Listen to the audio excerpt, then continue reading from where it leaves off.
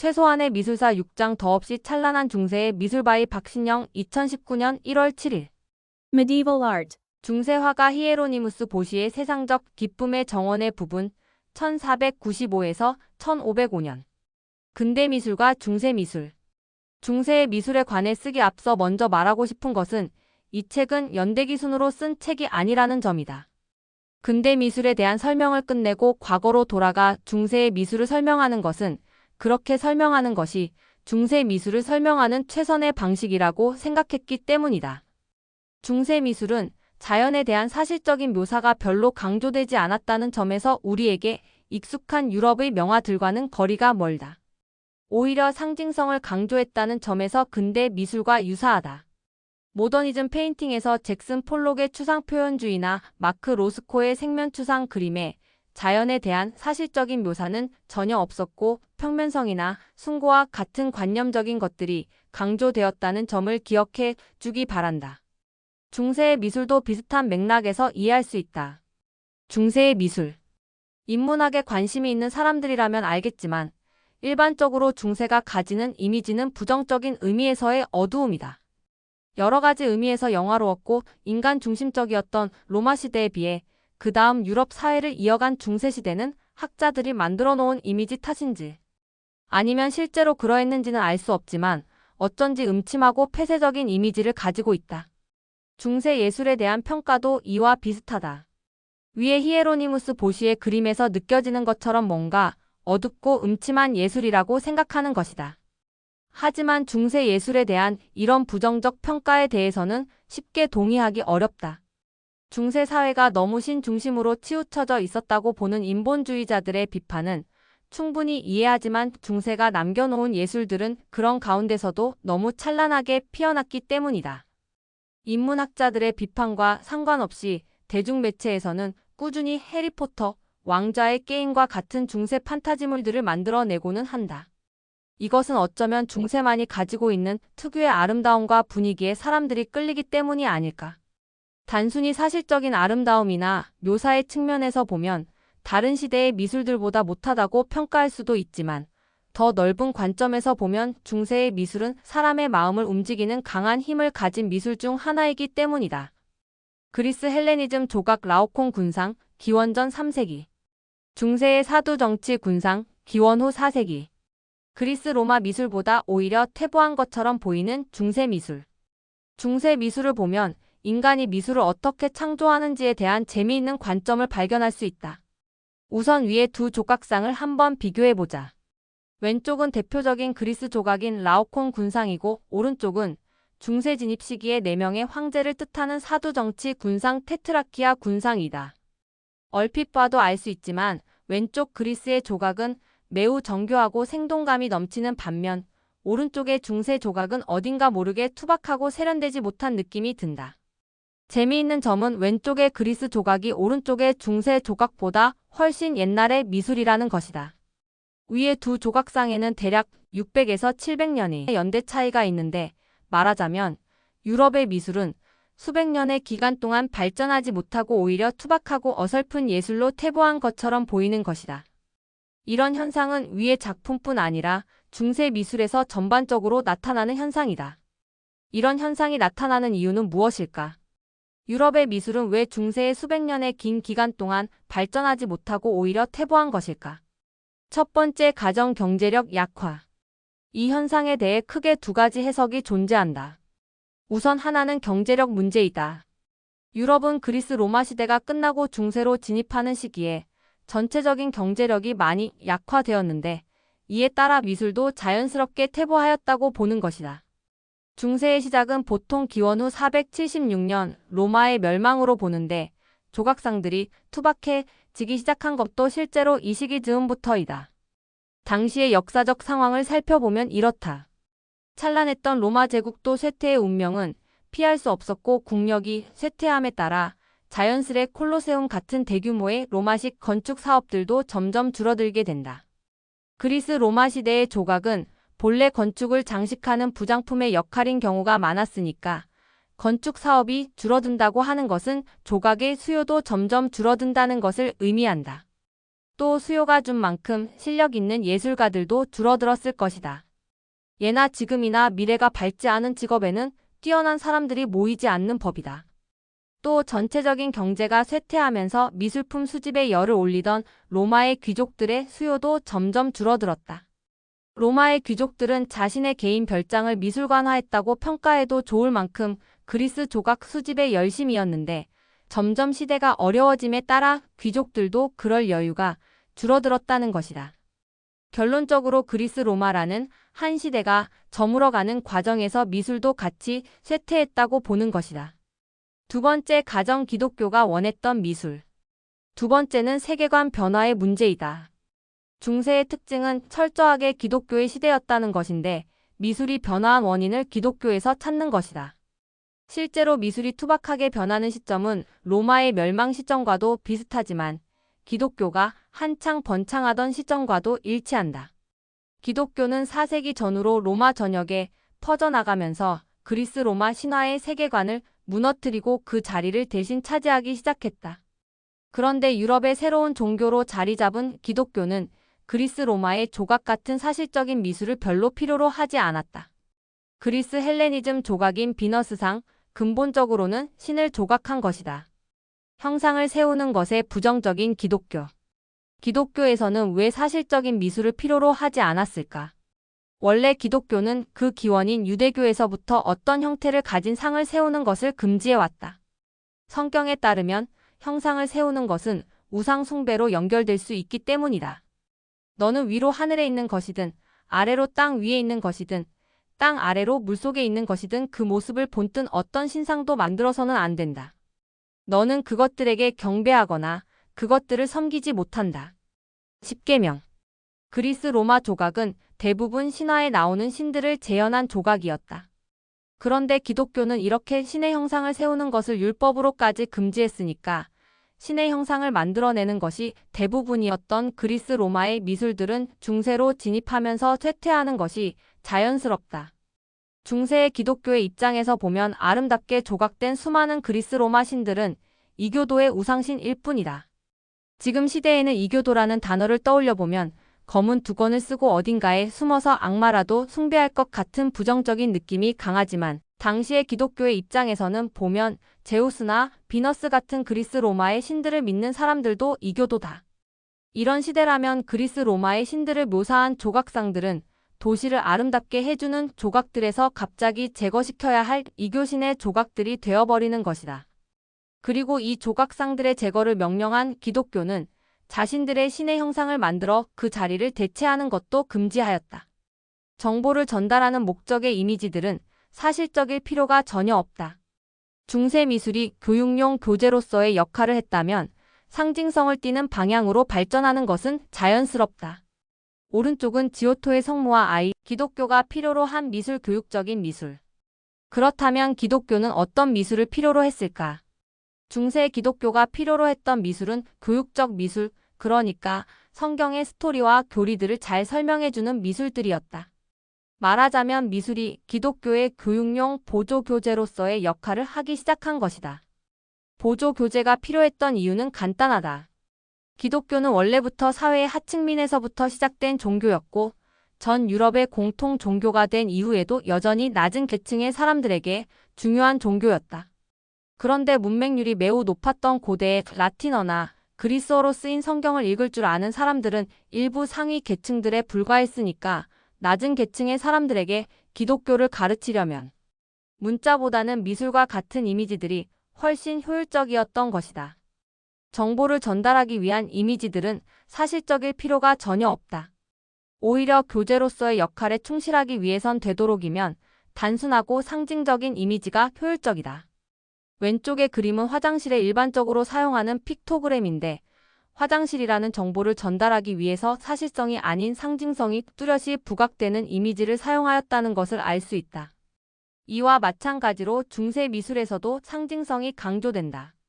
예컨대 오른쪽 지오토의 그림을 보면 성모 마리아와 아기 예수의 머리 뒤에는 둥근 할로헤일로가 그려져 있는데 이는 신성한 인물이라는 것을 알려주는 상징이다.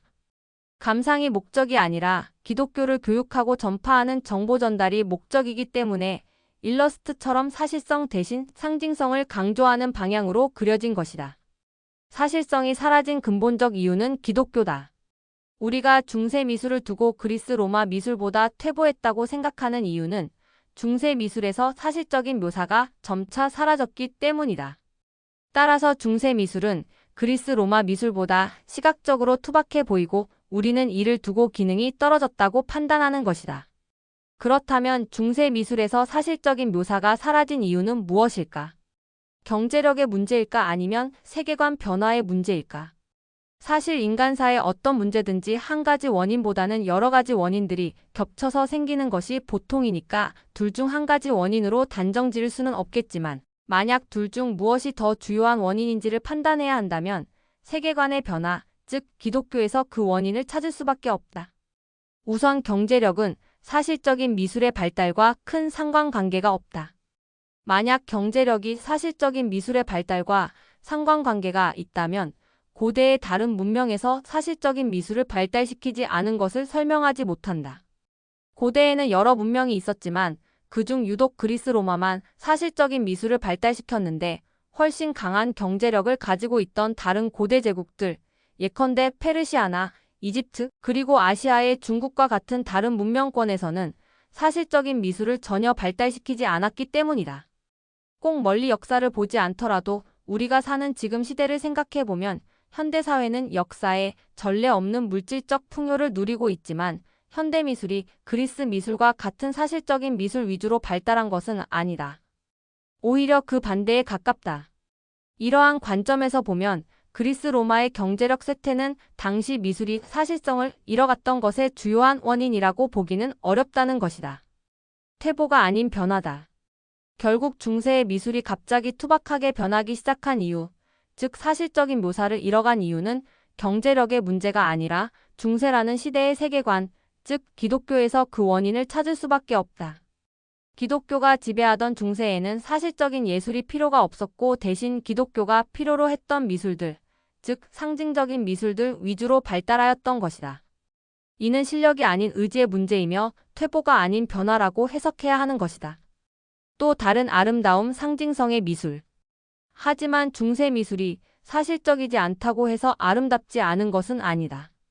중세 미술은 자연의 사실성을 포기함으로 인해 상징성이라는 새로운 아름다움을 얻게 되었기 때문이다. 중세 미술이 상징성이 강할 필요가 있었던 이유는 앞서 이야기한 것처럼 기독교의 교육용 교재로서의 역할을 하기 위해서였지만 한편 기독교의 세계관 자체의 영향도 있었다. 기독교의 세계관은 관념적이다. 기독교에서 말하는 신의 세계와 진리라는 것은 애초에 눈에 보이는 것이 아니니까. 중세 미술은 눈에 보이지 않는 기독교의 초월적인 세계를 미술로 표현하는 과정에서 사람의 영혼을 직접 두드리는 미술로 발달하게 된다. 사실적인 미술보다 시각적 아름다움의 측면에서는 뒤처질 수도 있지만 훨씬 사람의 마음을 강하게 울리는 호소력 있는 미술 형식으로 발전했다는 것이다. 이는 관념이 시각화한 미술이며 물질이 아닌 정신에 더 근접한 미술이다. 루카의 베를린기에로의 성모와 아이 1230년. 현대의 크리스마스 카드 속의 예수. 관념의 시각화. 중세 미술의 아름다움을 이해하기 위해선 관념의 시각화를 이해해야 한다. 위 그림은 중세에 자주 그려진 예수와 마리아의 그림, 성모자상이다. 위의 그림에서 드러나는 특징 중 하나는 아기 예수가 보통의 아기와는 다르게 다 자란 성인의 모습을 하고 있다는 것이다. 현실에서는 저렇게 얼굴만 성인인 아이는 없을 테니 그림이 다소 우스꽝스럽게 보일 수도 있지만 중세인들은 이렇게 예수를 그리는 것이 맞다고 생각하였다. 중세인들은 왜 아기 예수의 얼굴을 어른처럼 표현하였을까? 기독교의 입장에서 예수 그리스도는 아기일지라도 유일신의 아들, 그리고 현실 세계와 천상 세계의 중간쯤에 있는 초월적인 존재이다. 그러니까 중세인들의 사고에서 초월자인 아기 예수가 미성숙한 존재로 표현되는 것은 오히려 이상한 것이다.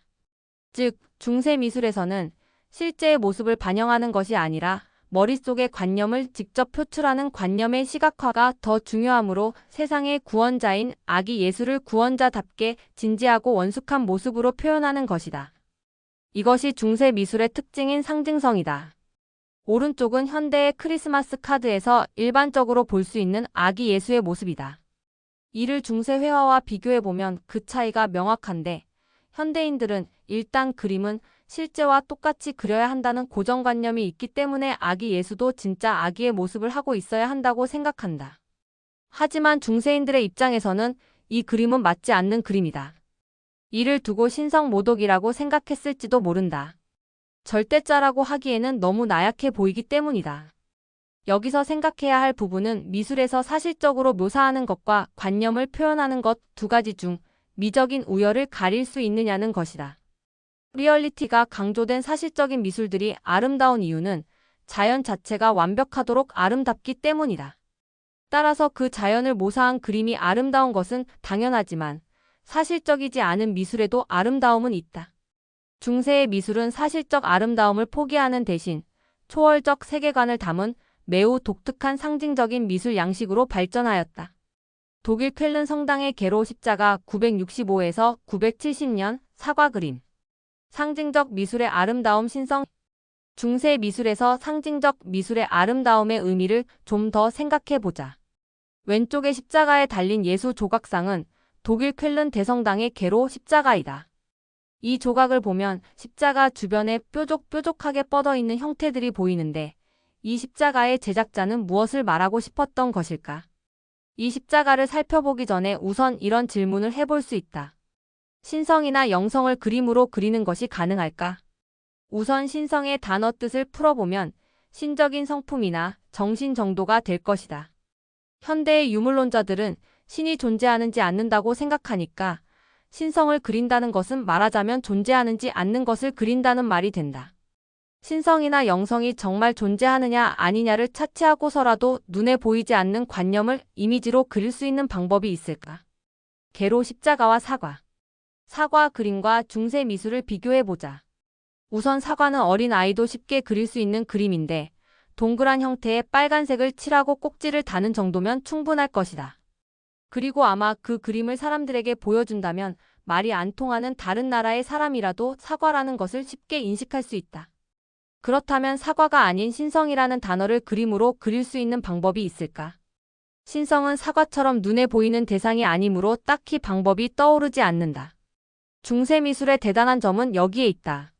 만약 기독교 문화에 대해 전혀 알지 못하는 사람들, 예컨대 고대 이집트인에게 위에 뾰족뾰족하게 뻗어있는 계로 십자가상을 보여주며 이 사람이 누구인 것 같으냐고 물어본다면 어떻게 대답할까? 누군지는 모르겠지만 아마 신적인 존재인 것 같아. 하지만 왜 저렇게 매달려 있는 거냐? 라고 대답하지 않을까? 이는 위에 십자가에서 뾰족하게 사방으로 뻗어있는 형태들을 어떤 초월성을 상징하는 것으로 읽을 수 있기 때문이다. 다만 신적인 존재가 저렇게 불편하게 매달려 있는 게 이상하게 느껴질 뿐이다. 중세인들은 사과처럼 눈에 보이는 것이 아닌 보이지 않는 신성이라는 관념을 저렇게 무언가 가시 같은 것들이 사방으로 뻗어나가는 방식으로 이미지화시킨 것이고 우리는 이 상징을 읽어낼 수 있다.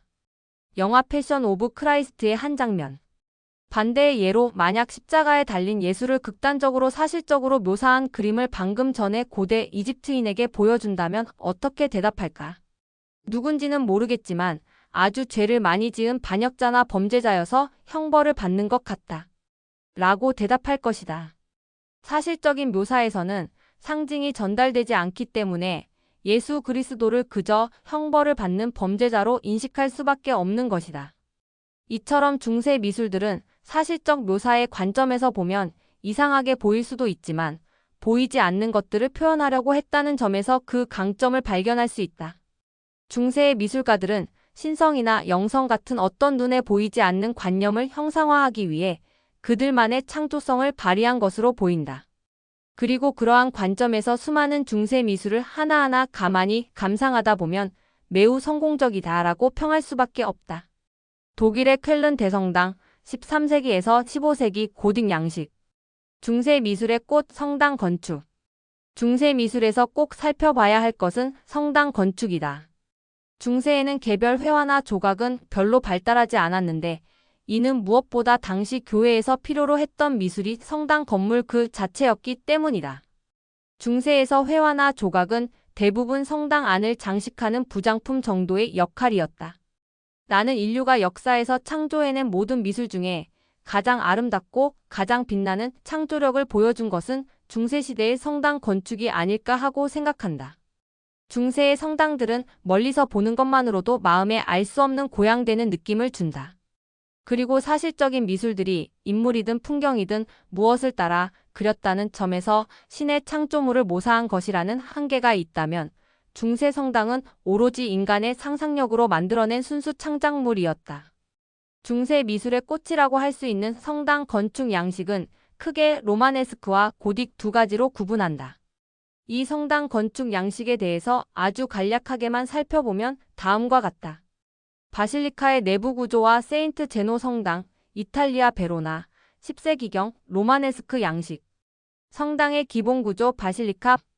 중세인들은 성당을 지을 때 그 기본 구조를 로마의 바실리카라는 법정 건물 양식에서 빌려왔다. 중세시대는 로마 멸망 직후였으므로 자연스럽게 로마인들이 사용하던 건축 양식을 이어받아서 사용한 것이겠지만 종교 건물을 짓는데 법정 건물 양식을 빌려왔다는 것이 특이하다. 생각해보면 목적이 비슷했던 그리스 로마 신전 같은 다른 종교 건물을 참고하면 되지 않았을까 하는 생각도 들지만 아무래도 기독교인의 입장에서는 그리스 로마 신전은 이교 색채가 너무 짙었는지도 모른다. 로마 시대에는 법정 건물을 부르던 말이었던 바실리카는 중세를 거치면서 성당을 부르는 말로 완전히 정착하게 된다. 만약 고대 로마인에게 바실리카가 어디 있냐고 물어보면 재판이 진행 중인 법정을 알려주었겠지만 현대에는 바실리카라고 하면 그냥 성당을 의미한다. 예컨대 프랑스의 유명한 노트르담 성당의 정식 명칭은 Notre Dame Basilica. 다. 바실리카의 구조에 대해서 짧게만 설명하면 위의 그림처럼 중앙에 신랑의라고 부르는 높고 긴 거대한 공간이 있고 그 양옆을 받쳐주는 비스듬한 지붕의 층랑이 있는 건축 양식이다. 문을 열고 신랑을 따라가다 보면 끝에 사제나 목사가 예배를 인도하는 반원 형태의 강단 제실이 있는데 로마 시대에는 아마 재판장이 앉는 자리였을 것이다. 이 바실리카 양식이 성당 양식으로서 갖는 가장 큰 장점은 천장이 굉장히 높다는 것이다. 실제로 바실리카 안에 들어가 보면 높은 천장에서 느껴지는 압도감이 있는데 여기에 화려한 스테인드 글라스 창으로 들어오는 신비로운 빛까지 같이 조화를 이루면 정말로 천상의 신비가 이런 곳에 존재하는 게 아닐까 하는 생각이 들게 된다. 중세의 신도들은 독실한 신앙인들이었으니까 아마 더 깊이 그런 감정이 들지 않았을까. 1. 로마네스크 양식. 이 바실리카 양식을 기본으로 해서 중세의 성당 건축은 두 단계를 거쳐 발달하게 된다. 초기 양식을 로마네스크 양식이라고 하고 후기의 양식을 고딕이라고 한다. 우선 로마네스크 건축은 그 이름처럼 아직 로마 시절의 분위기가 남아있는 것이 특징이다. 콜로세움이나 판테온 같은 로마 건축을 떠올려보면 전체적으로 단단하고 실용적인 느낌이 드는데 로마네스크 성당도 이런 로마의 건축의 강건한 특징이 아직 남아있는 양식이다. 로마네스크 성당을 가만히 보다 보면 교회라기보다는 요새나 성체 같은 방어용 건물의 느낌을 주기도 한다. 밀라노 대성당, 이탈리아, 14에서 16세기 고딕 양식의 성당. 고딕 양식. 이 로마네스크 양식을 계승 발전시킨 것이 고딕 양식이다. 고딕이라는 말은 고트족의 양식이라는 말인데 고트족은 로마인들을 멸망시켰던 북방 야만족 중 하나였다. 고딕 양식이라는 말은 최초에는 다소 경멸하는 의미로 쓰인 것으로 보인다. 로마인들은 강건한 느낌의 로마 양식을 최고라고 생각했고 자신들을 멸망시킨 고트족의 화려한 양식을 야만스러운 양식으로 보았던 것이다. 아마도 자신들이 그 야만족들에 의해 멸망당했으니 그렇게 낮춰서 부르는 것으로라도 불만을 표시했던 게 아닐까 싶지만 어쨌든 고트족을 포함한 다른 야만족들은 나중에 전부 기독교로 개종하였으니까 고딕 양식을 단순히 야만족의 양식이라고 할 수는 없다. 유럽 고유 기독교의 양식인 것이다. 고딕 양식은 쉽게 표현하면 단순했던 로마네스크 양식 위에 첨탑과 같은 장식을 더해 외적으로 화려하게 진화된 것이다. 고딕 양식은 중세 말기인 12세기 즈음부터 나타나는데 잘 살펴보면 기본 구조는 바실리카라는 점에서 로마네스크와 똑같다는 것을 알 수 있다. 다만 그 화려함 때문에 내부 구조가 잘 드러나지 않을 뿐이다. 예를 들어 대표적인 고딕 성당인 위의 밀라노 대성당을 잘 보면 외부는 매우 화려하지만 기본 구조는 로마네스크와 같은 전형적인 바실리카 구조라는 것을 알 수 있다. 밀란 대성당의 첨탑들, 첨탑은 중세 성당에서 가장 눈에 띄는 구조이다. 첨탑 중세의 고딕 성당에서 가장 눈에 띄는 구조는 하늘로 높게 뻗어 있는 뾰족한 장식 구조들이다. 이 구조는 첨탑과 작은 첨탑으로 이루어져 있는데 건축 외부뿐 아니라 성당의 내부 장식에서도 종종 나타난다. 첨탑은 원래 로마네스크 양식에서 고딕 양식으로 넘어오면서 벽의 하중을 나누어 받는 기둥의 역할로서 설치되기 시작했는데 점차 장식이 더해지는 방식으로 화려하게 발전하게 된 것이다. 이 고딕 성당의 외부와 내부를 두루 장식하는 첨탑 구조들은 기본적으로 수직으로 위로 곧게 솟아있다는 단순한 시각적 특징을 가지고 있다. 이 첨탑들은 왜 수직으로 높이 뻗어 있는 형태로 발전하게 된 것일까? 상상력을 발휘해보면 이것은 신 곧 하늘을 향한 동경이 직접 시각화한 것이라고 추론할 수 있다. 신의 세계에 대한 동경이 하늘을 향해 높게 뻗음이라는 매우 간단 명료한 형태로 시각화하였다는 것이다. 이렇게 하늘로 곧게 뻗어 있는 첨탑들은 강건한 성체나 요새 같았던 초기의 로마네스크 성당에서 화려한 고딕 성당으로 변모시키는데 중요한 역할을 하였다. 강인함과 화려함의 완벽한 조화 바실리카. 로마네스크 양식의 특징은 강인하다는 것이고 고딕 성당의 특징은 화려하다는 것이다. 미술에서는 간혹 전혀 상반된 두 개의 감각이 만나 시너지 효과를 발휘하는 경우가 있다. 고딕 성당은 로마네스크의 강건함과 고딕의 화려함이라는 전혀 반대의 감각이 만나 최고의 조화를 이루고 있는 것을 보여준다. 수많은 첨탑들로 장식된 중세의 성당들은 그저 바라보는 것만으로도 마음에 알 수 없는 신비한 감정이 느껴진다. 중세 성당이 하늘의 신성을 나타내는데 그 목적이 있었다는 점을 생각해보면 목적에 부합하는 최고의 아름다움이라고 표현해도 될 것이다. 신의 집을 만드는 사람들. 중세 성당의 아름다움은 어디서 오는 것일까? 고딕 성당을 디자인한 중세의 건축가들에게 있어 그들의 창조의 목표는 지상이 아닌 하늘에 있었다. 사람이 사는데 필요한 건물을 짓는 것이 아니라 신이 거주하는 집을 짓는 것이기 때문이다. 중세의 고딕 성당이 아름다운 것은 아마 이렇게 신의 집을 직접 짓는다는 중세 건축가들의 소명의식이 바탕이 되었을 것이다. 중세의 성당 건축을 디자인한 것은 건축가들이지만 실제 성당 건축의 주문자들은 교황청과 지역의 대주교들이었다. 이 주문자들도 마찬가지로 어떤 신성한 목적을 공유했을 것이다. 성당을 크고 아름답게 건축하면 헌금이 더 많이 거치는 게 아닐까 하고 생각할 수도 있지만 이는 현대적 사고방식이다. 중세의 헌금은 사실상 세금과 같은 의무 징수 형태였기 때문에 성당 건축이 크고 화려하다고 돈이 더 많이 거치는 것은 아니었다.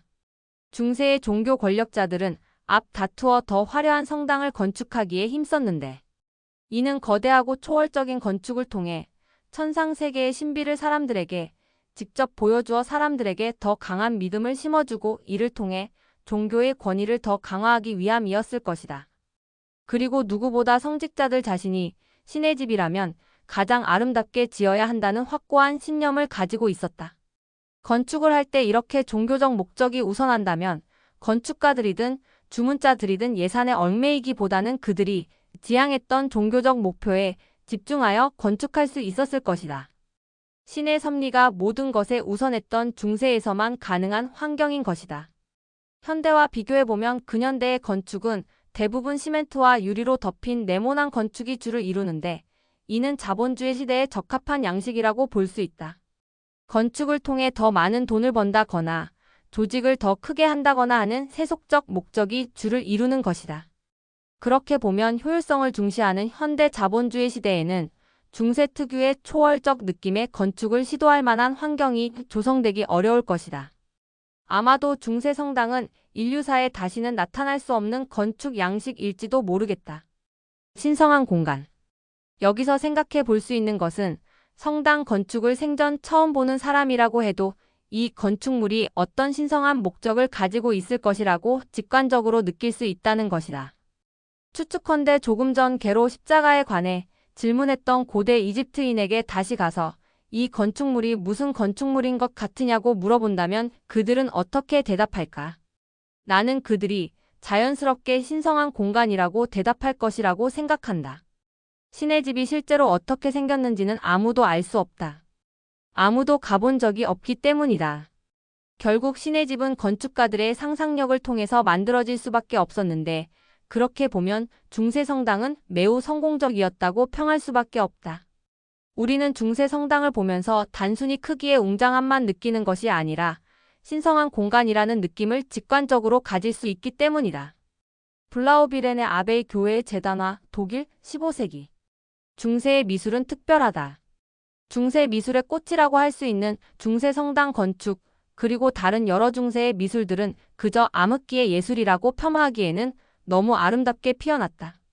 계속 강조해서 이야기했지만 사실적 묘사는 미술의 한 부분에 불과하다. 사실적으로 묘사하는 기법은 기술적으로 그렇게 어려운 일이 아니며 오히려 정말 어려운 일은 창조다. 존재하는지조차 확신할 수 없는 어떤 형상들을 오로지 상상력과 영감에 의존해 더듬어 가며 찾아야 하는 일이기 때문이다. 중세의 미술은 인간의 관념 속에만 존재하는 신성의 이미지를 그렇게 더듬어 가며 찾아서 완성시킨 미술이다.